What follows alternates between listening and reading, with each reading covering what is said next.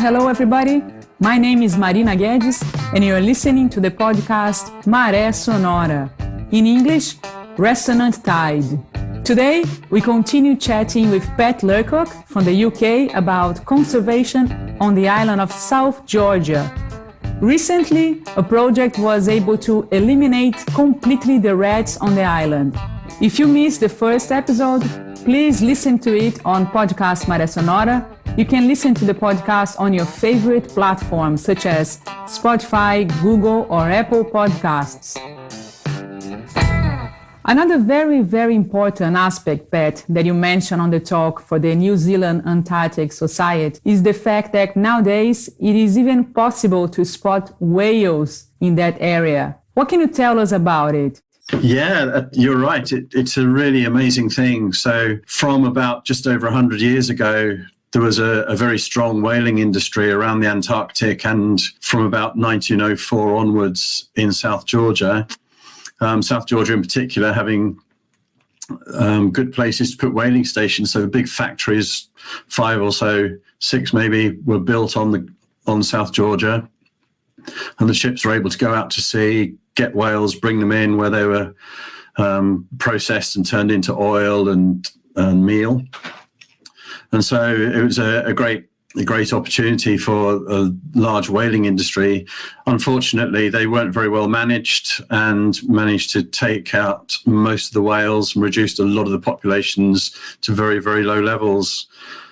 But the good news is they went to such low levels that they were uneconomic to hunt, and so the hunting stopped. Then the International Whaling Commission and then the Antarctic Treaty System came up, which has protected whales in the area since the 1960s. And now we're seeing particularly humpback whales are recovering, southern right whales recovering a bit. But humpback whales are a really great thing. You can see them any time now. The last couple of years, even inside the bays in South Georgia, they were able to look from King Edward Point or the museum at Grytvic and just out into the bay, and day after day, right through the summer, just watching humpbacks feeding and leaping out of the water. I've been working on ships going to and fro the Antarctic for the last 2 or 3 years, and it's a routine part of the tour now. Is we'll go to 1 or 2 areas where we know there are whales, and we put little boats in the water and we go chucking out, and you can be pretty sure each time we're there, maybe for a 5 or 6 day visit, we can pretty well guarantee that we're going to be able to go and have a really close encounter with humpback whales, and that's such a special thing to do. And I talk to colleagues who've been working in that industry for 10, 20 years, and they'll say when they first came down, they just never saw whales, maybe once if they were really lucky. But it's just a routine thing to see the whales. So it's really good news to know that they are recovering, and let's hope that continues. As you've just mentioned, you are responsible for taking tourists in the island. What exactly is your job nowadays, Pat? Yes, right now I'm doing nothing. As you can imagine, Antarctic and Arctic tourism has ground to a complete halt. But up until 6 months ago, I was working on the expedition cruise ships, so between 100, 200 passengers, the smaller ships. And we'll leave from South America, from Ushuaia, head down to the peninsula, have a few days visiting a number of sites, maybe going ashore twice a day at various visitor sites to see wildlife, go and visit penguin colonies, go and see seal colonies, see the whales in the water, and just go and be in some really lovely places and get a feel for the wilderness and the beauty of the Antarctic. So I'm driving the small boats, interpreting what I see and what we see around us to bring it alive for the passengers. So it's a completely new experience for many of them to go into those areas. So our job is to bring it alive and explain them what they're seeing so they get a much better feel for it. And back on the ship to do more interpretation and talks and prepare them, give them a bit more background of the history of the place or the history of the wildlife, just so that our guests can really appreciate what they're seeing and the feeling and the places they visit, so that they get the most out of it. And that's been very, very rewarding to be able to share that with a lot of visitors. What about the nationality of the guests you have on board, Pat? Where do they come from mostly? All over the world. So traditionally, there's been a lot from the United States and then from Canada, Europe, Australia, New Zealand. In the last few years, many more coming from China now. China's opening up as a place that people are traveling from a lot more and coming to visit. So, yeah, you name it. People are coming from all over the world to visit Antarctica. Does it concern you, the fact that there are many more tourists and cruise ships in Antarctica recently? As far as the number of people visiting Antarctica having an effect on the place, I'm not concerned at all. We work to very, very high standards.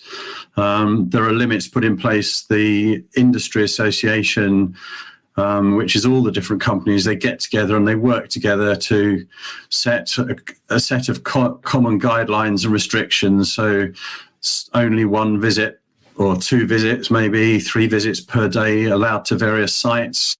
Only 100 people are allowed ashore at any time. Limits that for every 20 guests ashore, there must be 1 staff member. So you can't just put 500 people, dump them ashore and let them wander around willy-nilly. A lot of education goes on before anybody goes ashore, explaining what's sensitive about the wildlife, how to respect that sensitivity, and to keep people away. So we don't go within 25 meters of breeding colonies of penguins.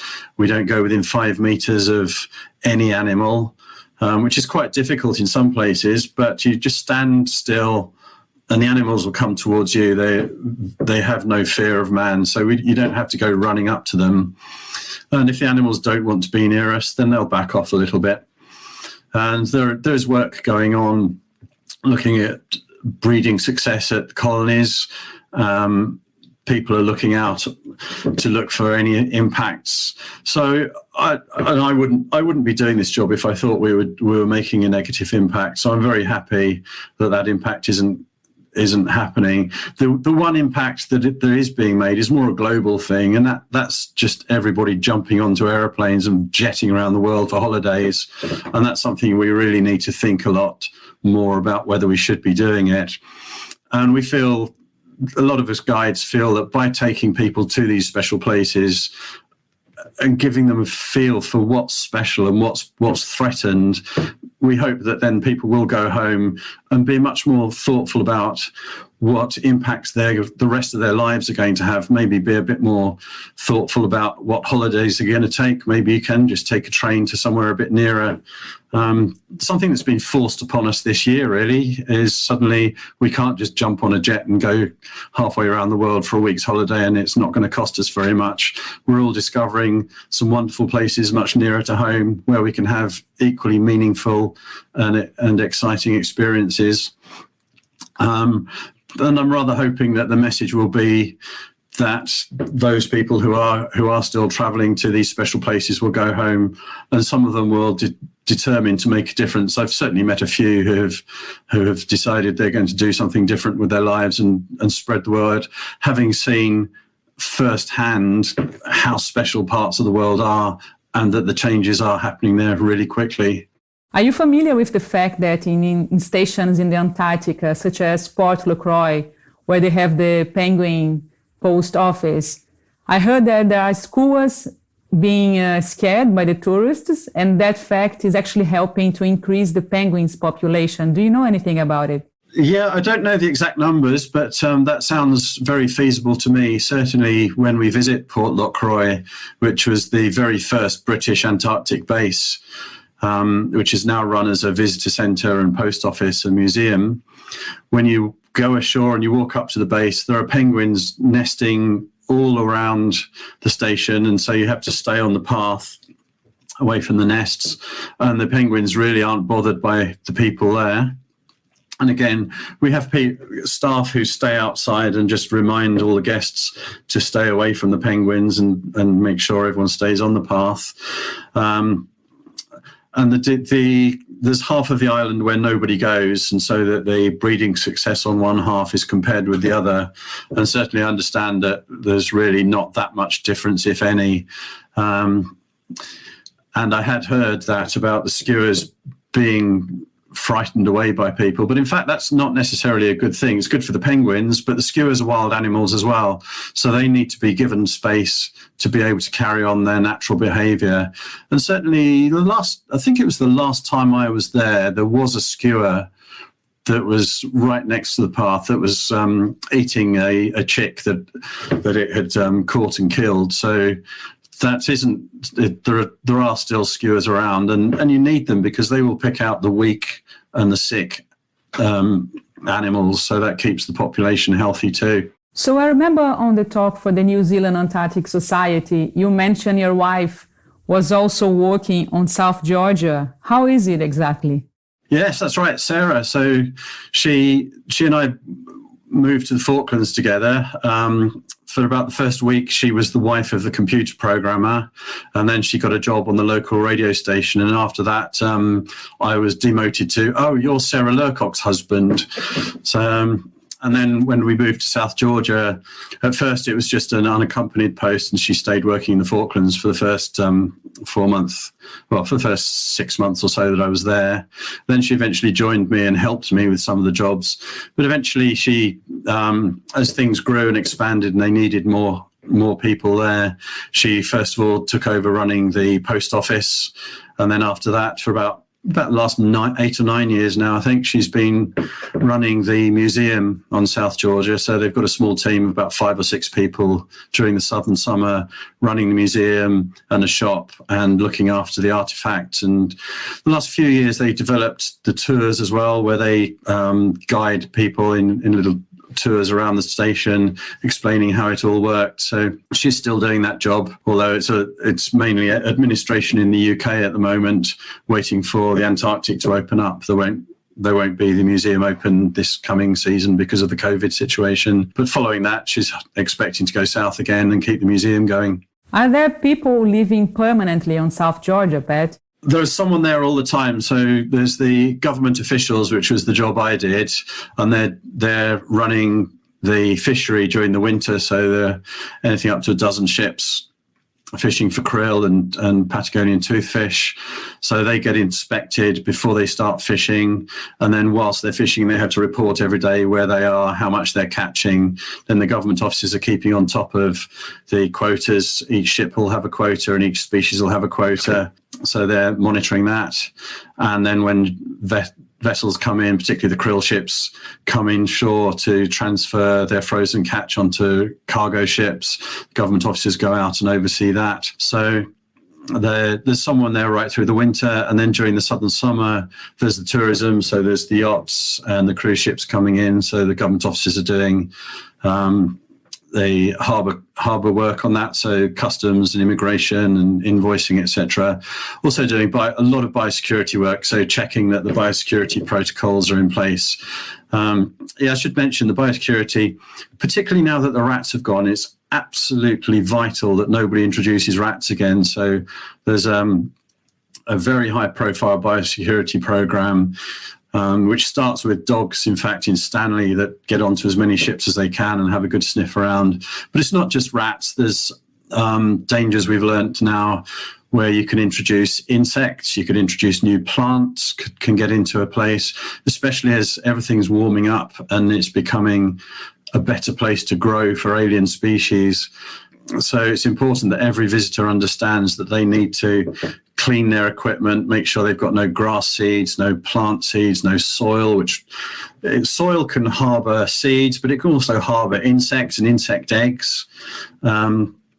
So it's really important that nothing new gets into the island, and that will then help to maintain its biodiversity, its own special mix of native plants and animals and insects, even bacteria and diseases and things you've got to keep out. So the government officer's job is to make sure that every visitor maintains those very high standards. So there's someone there year round. Also at King Edward Point, there are a couple of scientists, so they're looking at the fishery work. So there's a fishery scientist working on samples that come in from the fishing vessels, and the other scientist is looking at top predators, so looking at the breeding success of penguins and seals, if they're breeding successfully, that means that there's plenty of food, so there's not too much krill being taken out of the ecosystem because they've still got enough to eat on.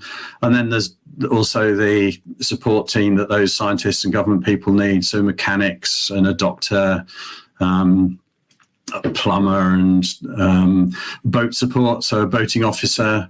So there's about 10, 12 people during the winter. Then in the summer that increases, so there's the building team and maintenance team, shorter term scientists coming in to do shorter projects, and it can go up to 20, 30, even 40 people at a squeeze in the summer. So it gets quite busy, and everyone looks forward to the end of the summer, and then they all go, and then it quietens down again, and it's just a little community. Thank you so much, Pat, for accepting my invitation to participate on the podcast. I do appreciate your time. It was really interesting to hear about the project, such an important initiative. And thanks heaps for being here with us. Oh, it's a pleasure. It's always very nice, particularly these days when we're not able to travel so much.